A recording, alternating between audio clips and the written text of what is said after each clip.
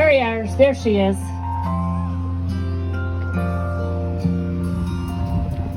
From the lakes of Minnesota to the hills of Tennessee,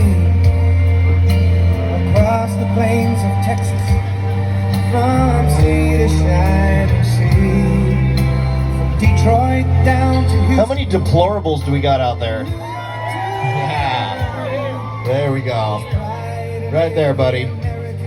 That's my man right there. Yeah, come on.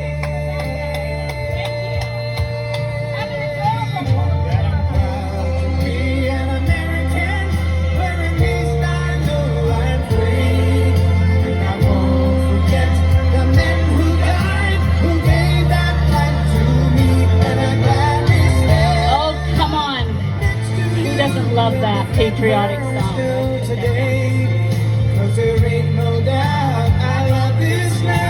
All right, I got to give this gal a little bit of an intro. Want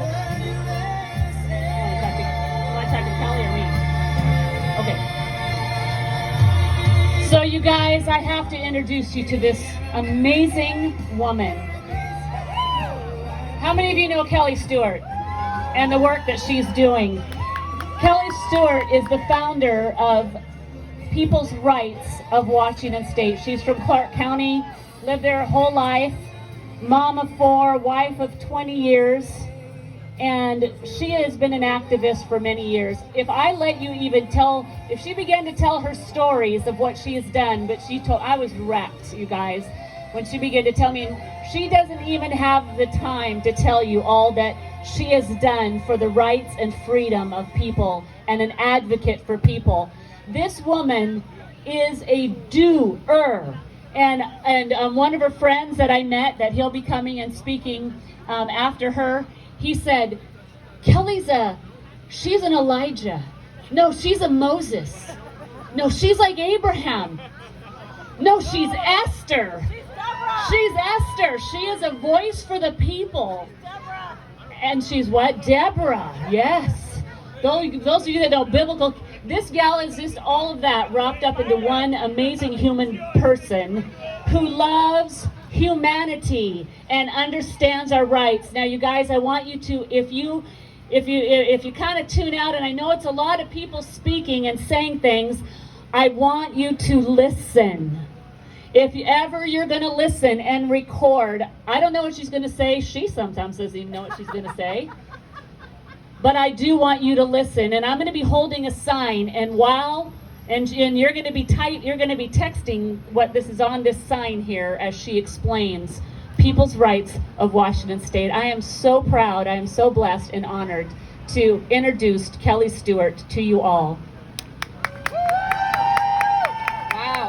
That was an introduction that I will probably not even get at my funeral. So, kids, if you're watching this, wow. I stayed up last night as I was grieving over the city of Portland, and instead of writing what I was going to say, I wrote this because I was just so heartbroken over what I was seeing. Most of my activism has been in downtown Portland in front of the courthouse, and it was devastating to me when I saw the bottom floor of it lit on fire. And it was 11 o'clock at night, and I called my friend and said, I have to go to Portland.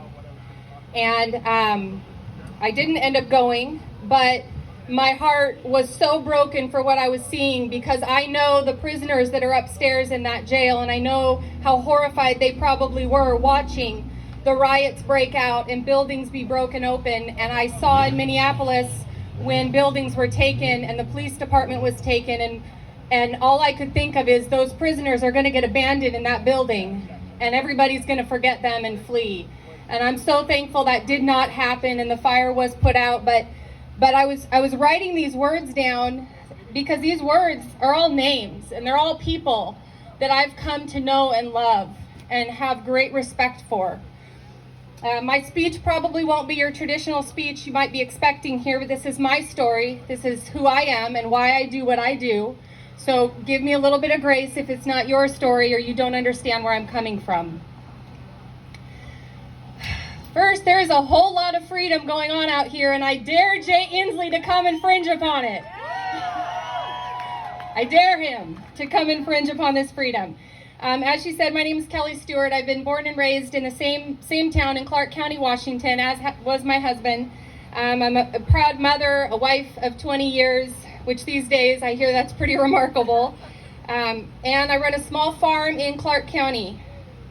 When my firstborn daughter developed an allergy to cow's milk, I purchased a herd of dairy goats and became a breeder. When my governor put me on house arrest and closed the doors of my church, I opened a church and became an outlaw. Yeah! This is after doing children's ministry for 13 years. Now I'm looking over my shoulder to see if I'm going to get arrested. I no longer fit into any faction or box. My heart beats for justice and liberty for all. And I believe that we have the power. That when we unite, we have the power. This isn't a political war. This isn't a race war. This is a war between freedom and slavery. It really is. This is a war between good and evil and truth and lies.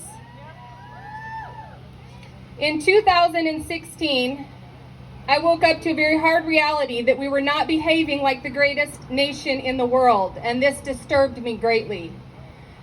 My great awakening wasn't in 2020 on house arrest. It was in 2016 when Dwight and Steve Hammond were going to be hauled off to prison because they were being targeted by a federal agency who wanted their land. This land battle is not anything new. What we're witnessing right now with our rights is not new. I woke up to the murder of Lavoy Finicum, the Dakota Access Pipeline protest, the murder of Alton Sterling and Philandro Castile. My heart broke over and over in 2016 as I stopped watching the mainstream news and I started going to YouTube and other sources to get my information. I watched neighbor turn against neighbor, police turn against civilians, and I saw firsthand just how corrupt and wicked our courts have become. Prior to 2016, I had never attended a court hearing. I had never visited a jail. I had never led a rally, let alone a protest. I was a Sunday school teacher and a mother, and that was as far as I ventured out of my box. After watching Lavoy Finicum's murder, he was shot in the back, and the arrest of the other occupiers at the wildlife refuge, I felt a call to go to Portland and be a voice for prisoners. The first thing I did was Google, can I have a candlelight vigil in front of a jail in Portland? Because that's how little I knew about my rights. I had no idea what I was in for. I stood on the streets of Portland, Oregon, day after day, week after week, fighting for people I didn't even know. I was exposing the enemy of the people, and that enemy was tyranny. I realized we were no longer governed, we were being ruled. At this point, I befriended everybody, police, liberals, patriots, anybody who would come down and support us and fight for justice. I was down there to support and help prisoners. I have a natural love for all kinds of people. Factions do not matter to me. I cannot be bought. I will not be forced into a cage. I cannot be controlled, and I am nobody's subject. What I learned was not what I hoped for, and that was that a gavel or a uniform does not make you ethical or just, and oftentimes it doesn't even make you right. Coming from a family of law enforcement, this was very disturbing to me. Over the next few weeks, I found, as nice as the judges were and as polite as the police and the guards were to me, they were truly not on my side. I do believe most of it was a lack of education, and that is our responsibility as the people, to educate our government when they have gone astray. That is our job. So if we don't know what our job is, how can they know what their responsibilities to us are? Over the next few weeks, sorry, I already read that. Where was the nation I grew up believing in? Is this the country I pledge my allegiance to? Is blind obedience enough to maintain freedom for my children? Surely I had to do something, and for my first time ever, I went live on Facebook, and I posted a public video, which was terrifying to me to do. I said, but people are going to read it. They're going to watch it and criticize me. I can't do this. I was going against the grain of my church circle and put most of my friends and family in shock when they saw me on the news leading protests in Portland for the first time. I believe Jesus called me to a very broad love, and over the next few years, he was about to show me just how much I didn't previously understand about how broad that love would go, and it would go far outside the walls of my church. I began reporting on the court hearings and exposing the crimes that were being swept under the rug. People were being railroaded, thrown into solitary confinement, left in cells with fecal matter all over the walls just before the prosecuting attorneys would come in and offer yet another plea deal, trying to get them to fold. It was absolutely wicked and horrific to learn just how unjust our justice system has become. I formed an online group that made sure prisoners had commissary on their books at all times. We would post all of the events, court hearings for families. 2016, we had more people sleeping under our kitchen table and in every one of our beds than we've ever had in our life. Most of the prisoners from the wildlife refuge were out of state. So in order for their families to come see them, they had to get hotels, and it was very expensive. Something Ammon Bundy always taught me and the world is sunlight truly is the best disinfectant, and I watched that. I watched God show up in a mighty way in Portland, Oregon. He not only protected us, 4+ years now, I've never been cited. I was trespassed once from CPS, but they didn't give me official citation. Never been arrested, never burned any buildings down. But I've watched God work. At the end of 9 months, I watched 7 people that I had grown to love and respect, and their families who spent more time in my house than any other extended family ever has.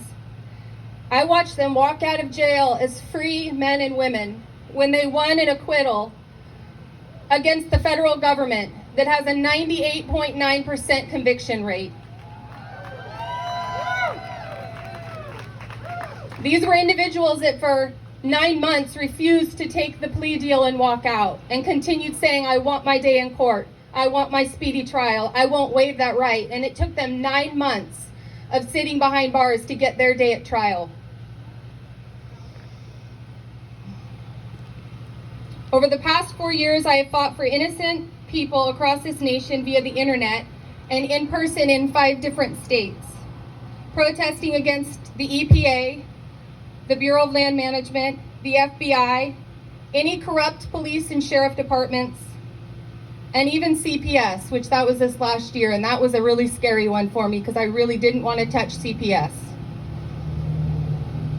There is no jury in CPS in family court. There's only corruption and wickedness. I promise you all this, when you show up, God will fight the battle for you. When you show up on truth and with principle, and you set all of your fear aside and you do what you're called to do, God will show up for you. It does not take a majority to prevail, but rather an irate, tireless minority, keen setting brush fires of freedom in the minds of men. That's Samuel Adams. If I can do the things that I've done, I know the people out here can move mountains, and that's when I'm going to move in quickly now and talk about what I've been doing here in Clark County. At one point in Nevada in 2017, I learned of a political prisoner who was left overnight in a shower cell, handcuffed, urinated all over himself multiple times, and I received that phone call when my husband and I were barbecuing. So I'm here to tell you that standing up for your neighbor is never convenient. It's never cheap. Have a credit card handy.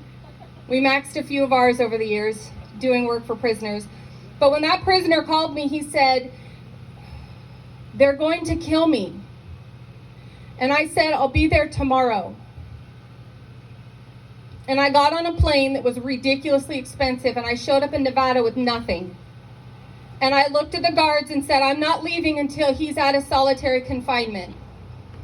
And over the next 30 days of protesting at that prison in a godforsaken desert, when most days were 110 degrees, I watched God show up and light up that whole prison with hope and put that that prison for profit on notice that we the people were watching. And we understood how they were using their judicial powers within the courts to silence the American people. Jails are not full of convicted criminals. I promise you that. Down there in Nevada, somebody showed up and handed me their, what did they give me, honey? Their Lincoln Navigator for the month. Said, you need something to sleep in if you're going to protest out of jail. A week later, the commissioners showed up, brought us porta potties and a dumpster because we had so many people camping across the street from that prison. We did our first jail march around that prison, which they had never had happen before. They had snipers on the roof. Our kids were there bike riding in the streets. This is in the middle of nowhere. And the snipers are pointed at us. We're there to expose the corruption and fight for freedom and justice and liberty for all. And they have guns pointed at children. At the end of that, the prisoners were released from solitary confinement and we did come home. And it wasn't many months later when they all received a full dismissal of their charges with prejudice.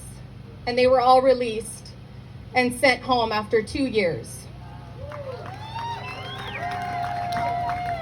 So most of my activism has been outside of my own state, and I've appreciated that greatly. Until the stay-home order happened, and it was a few weeks, and I just couldn't sleep, and I was sick to my stomach, and I called a few friends. I called Joey Gibson. Joey, host a church service. Joey, host a rally. Joey. Then God said to me one day, Kelli,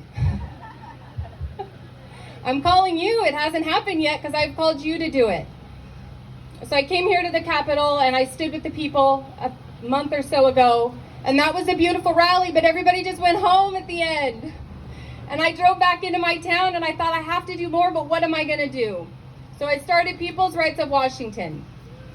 And I called a friend, Ryan, and he got me a Grange Hall for us to meet in. And I said, if 20 people show up so we can talk about our rights and educate, it's going to be a good meeting. We had over 100 people there and they were out the door. We didn't even have enough room for everybody. To our pleasant surprise, we were not harassed by the police, although they did circle the building.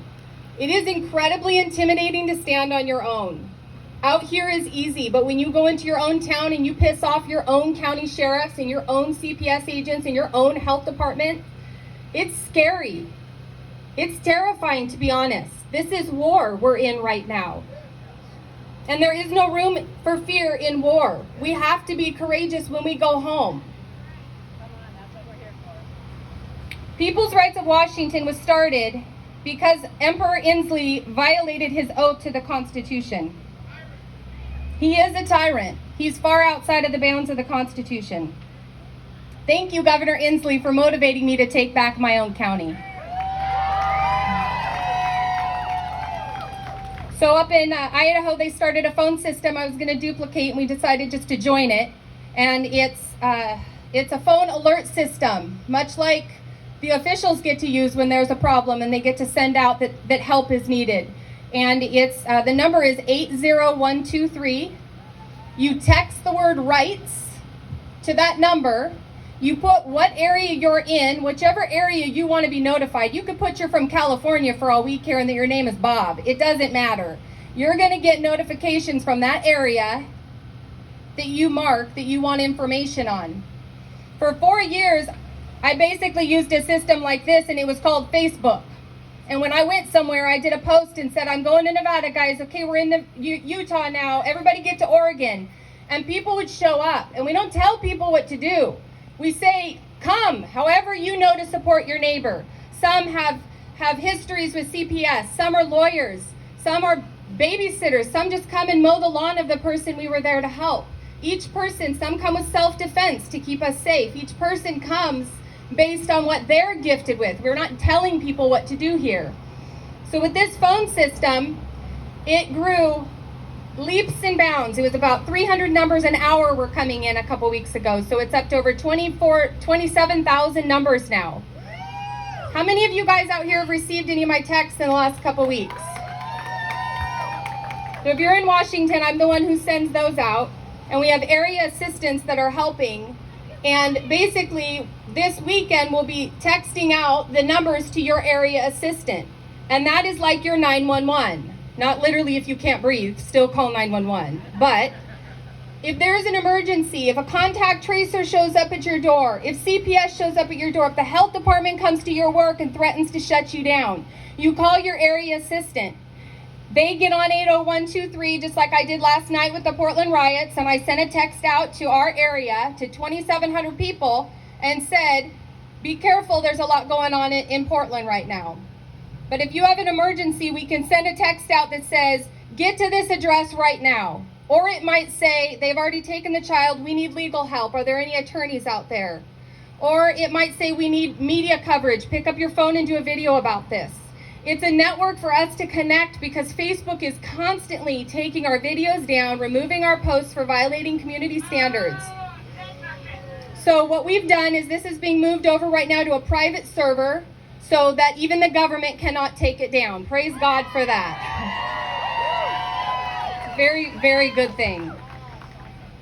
So we started 4 weeks ago starting these meetings in Clark County, and it is scary, but we have about 100 to 150 people a week that are meeting now, and we're teaching the Constitution and the rights. And I do a really basic example, and I say, if I go down there and I take this man's phone, he knows it's his. He doesn't have to ask me who wrote the law that it says it's his. He knows it's his. He's going to do what he has to do to get it back. But if I tell him the government wrote a law and legislated that that's not your phone anymore, he probably wouldn't be very confused because he knows it's his phone. But if he didn't know it's his phone, he would say, okay, the government wrote a law and it's not my phone anymore. So what we're doing in our meetings is we're simply teaching what the founders laid as a foundation for this country, so that people will know what their rights are and they won't have to call and say, is a RCW law? It says they get to take my third born because we're China now. We're confused about our rights, and that's why we're literally, I see in all of our groups every day, well, you know, it did pass. There's nothing we can do. It's an RCW. He has the right. Oh, the legislators signed it. They have a right. Nobody has the rights to violate your rights. It doesn't exist. Not only because it shouldn't exist, but because it's actually written into our founding documents. So I'm going to read this quickly, and then I'll wrap up. The Declaration of Independence. When, in the course of human events, it becomes necessary for one people to dissolve the political bands which have connected them to another, and to assume among them the powers of the earth, the separate and equal station to which the laws of nature and nature's God entitled them, a decent respect to the opinions of mankind requires that they should declare the causes which impel them to the separation. We hold these truths to be self-evident, that all men are created equal and endowed by their Creator with unalienable rights. Not Jay Inslee. That among these are life, liberty, and the pursuit of happiness, that to secure these rights, governments are instituted among men, deriving their just powers from the consent of the governed. That whenever any form of government becomes destructive of these ends, it is the right of the people to alter or abolish and to institute new government, laying its foundations on such principles and organizing its powers in such form as to them shall seem most likely to affect their safety and happiness. And now I'm going to tell you briefly a few things that our founders had a problem with that I have a problem with too.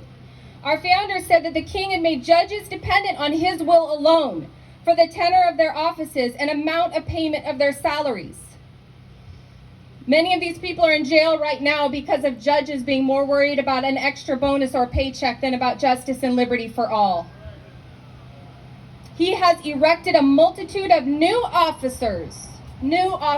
I could tell you a list a mile long of the new officers that have policing power now in this country, illegally, and sent hither swarms of officers to harass our people and eat out their substance. He has erected a multitude of new offices and sent, He has kept among us in times of peace standing armies without the consent of our legislators. He has affected to render the military independent of and superior to the civil power. He has combined with others to subject us to a jurisdiction foreign to our Constitution. and as unacknowledged by our laws, giving his assent to their acts of pretended legislation. Nothing is new under the sun, you guys. Nothing is new under the sun. For imposing taxes on us without our consent, for quartering large bodies of armed troops among us, for protecting them by mock trials from punishment for any murders which they should commit on the inhabitants of these states. This happens every day in our country. In every stage of these oppressions, we have petitioned for redress in the most humble terms. And we are a humble people in the way that we petition for a redress of grievance. Can I get an amen? We are very humble in our approach. Our repeated petitions have been answered only by repeated injury. A prince whose character is as marked by every act which may define a tyrant is unfit to be the ruler of a free people. And for the support of this declaration, and this I do promise to you guys, with a firm reliance on the protection of divine providence, we mutually pledge to each other our lives, our fortunes, and our sacred honor. Governor Jay Inslee, I am not your subject. You are not my king. This is not the Soviet Union. This is not China, and it will never be Nazi Germany as long as I'm alive. The Emergency Act that was written in both 2008 and revised in 2019, our governor believes was law. The legislators, many of them did sign on that. Tell me, how can a legislator delegate powers to the executive branch that they themselves don't have to begin with? Even the power they do have to write laws is still restrained by an obligation to remain within the confines of the Constitution.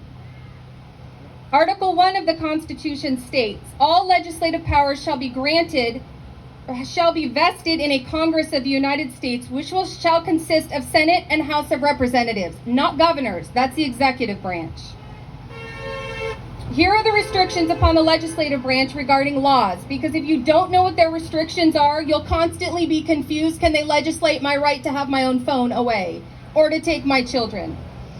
The First Amendment to the United States Constitution reads, Congress shall make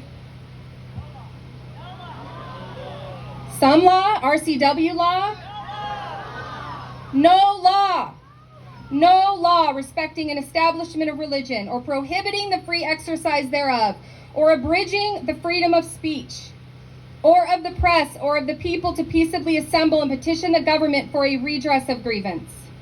So tell me, are we obligated to obey arbitrary rules? You heard him, Jay.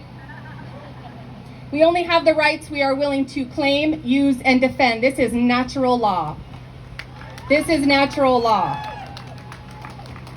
The Washington State Constitution reads, all political power is inherent to the people, and the governments derive their just powers from the consent of the governed and are established to protect and maintain individual rights. Let's read that again. Are established to protect and maintain individual rights. That's why we have them. If we spent more time focused on our county commissioners and our governors than we do on who's sitting up at the White House, we wouldn't be in this position right now. It is our legislators' jobs to protect us and defend our rights. It is our governor's job to protect us and defend our rights from any federal overreach. It is our president's job to protect us from any foreign overreach. The closest bodies to us are really who should be protecting us, and when they forfeit their job, we step in and we do it for them. The Constitution of the United States is the supreme law of the land. No person shall be deprived of life, liberty, or property without due process. For all the businesses closed, have you all received due process in your day in court? Have they brought evidence against you to prove that you're a threat to the public? Article 1, Section 12, no law shall be passed granting to any citizen, class of citizen, or corporation other than municipal, which is government agencies, privileges or immunities upon which the same term shall not equally belong to all citizens and corporations. Open your business. It's your business.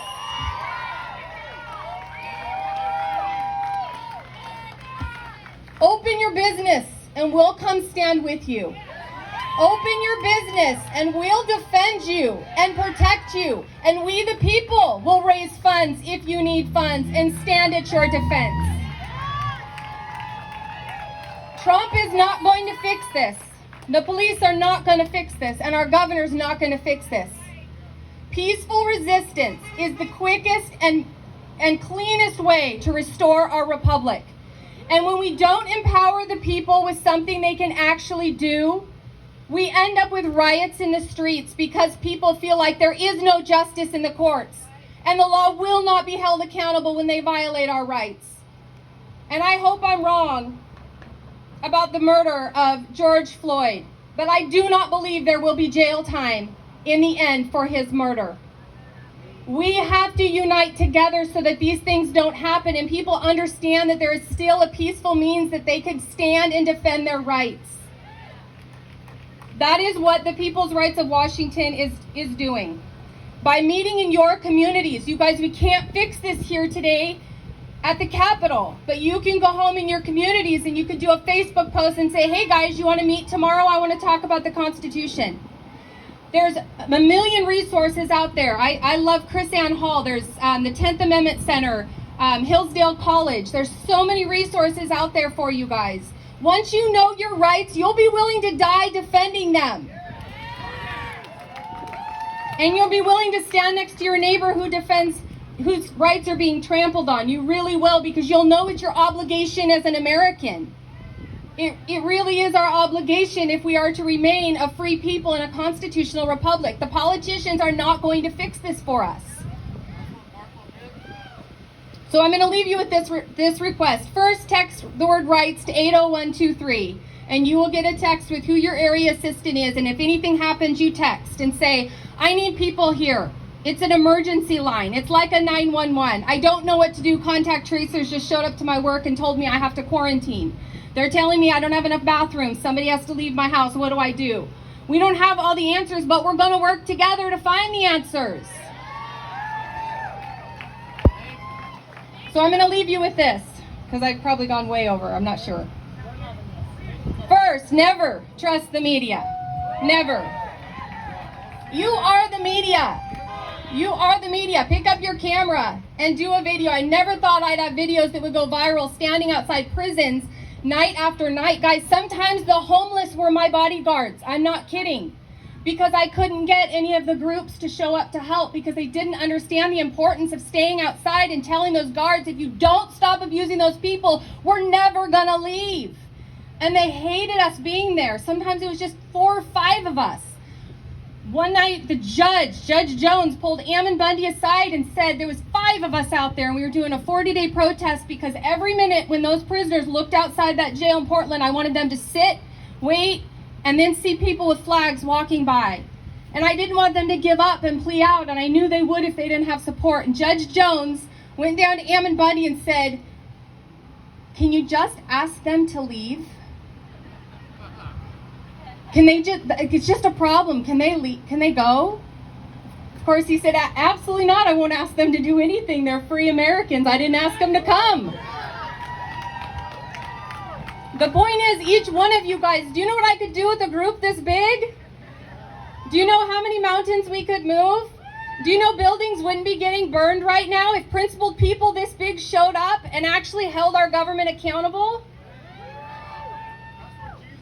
We have stopped doing what is our responsibility. And now, at times, we only see one side who's doing it. We criticize from the comfort of our living rooms and we do nothing ourselves.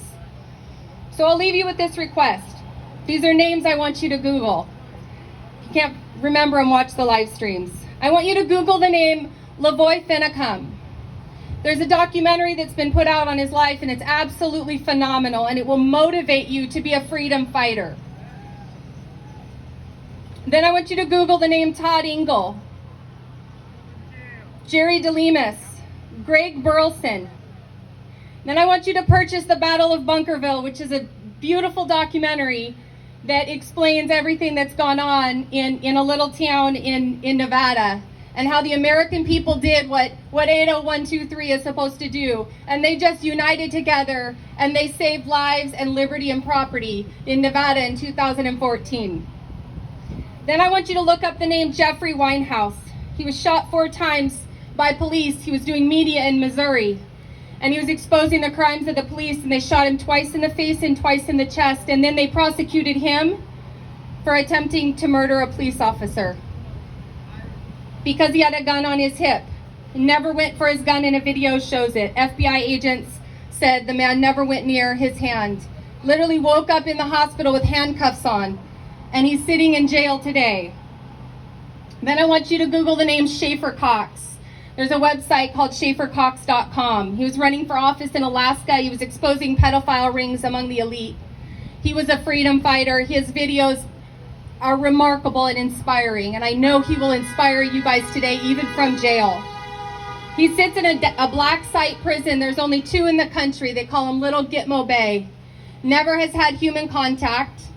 Spends all of his time with individuals who have been accused of terrorism, and it wasn't because he was a physical threat to the public. It was because his voice was moving mountains in Alaska.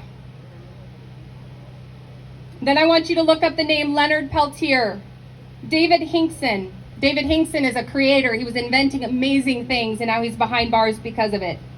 Russell Landers, Gordon Call, Yori Fall, Red Fawn, and my favorite, Rick Kerber. Rick Kerber fought for the Bundys and got justice. He was indicted right after he won victories in both Oregon and Nevada, and he now sits behind federal bars for 14 years. Only an educated people can live free. We still have time to restore this republic, but we have to first be willing to acknowledge what the problem is, and the problem is that the marble buildings have failed the people. That is the problem. The courts are not just, the executive branch is not just, and most of our legislators don't even, minus the few that are here today, God bless you, Vicki, and the others, most of them have no idea what the Constitution says or what they are supposed to keep their hands off. They swore an oath of office, and we need to stop settling for anything less. It doesn't matter how it ends, it matters how you stand. God bless, guys.